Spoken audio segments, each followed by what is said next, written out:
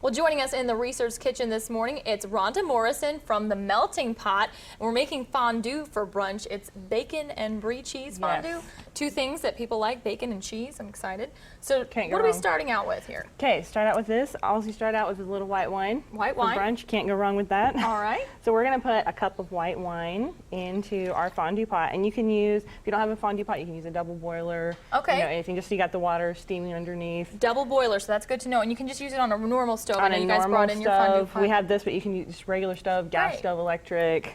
So you get your base in there, you want to get it kind of heated up and get it going before you start adding your ingredients, because that Wonderful. way it Yeah. melts a little bit easier. But then what we're going to add next is we're going to add an ounce of brie cheese. Oh, those we're are gonna cute stick little that right brie in there. I cheese. know, aren't they so cute? Yeah. You can get them in the little, just 1 ounce little cups.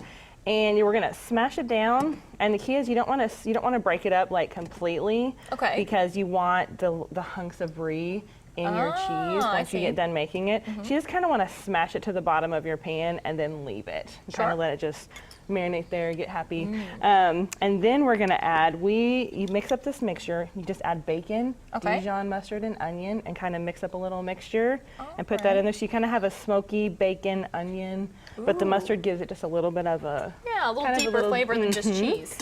And this you want to kind of mix in, get it kind of going with your wine, get it mixed in with Smells the really wine. good. Yeah, that's the bad part when you're cooking it. You're ready to eat right now.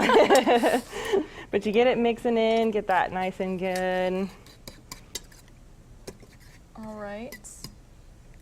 Now, what's next? Now the next part is the cheese, and what we're going to use What kind is of an cheese? Emmentaler Swiss cheese.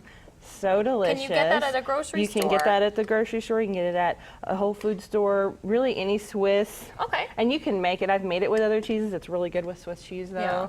So, but the key to adding in your cheese, when you start adding your cheese, you want to add it in thirds. Don't just plunk the whole thing in. Because if Okay. you plunk in the whole Good tip. cup of cheese, it'll glump up and just get kind of. Yeah. You're like, ugh.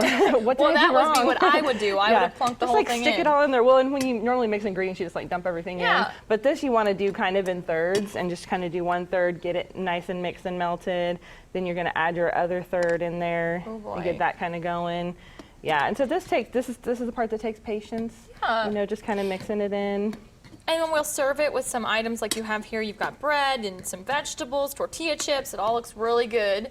Yeah, and you can mix so many things in Yeah, cheese. and I this mean, basically seems a lot easier than we might think. You just have to make sure you have some preparation time and Exactly. a double boiler. And then once you get it all kind of mixed in and get it nice and smooth, this is the consistency you're going to look for once Yeah. it's done. So look at that. So beautiful. Well, we'll come back in just a little bit and taste the product of Rhonda's hard work. We appreciate having you here.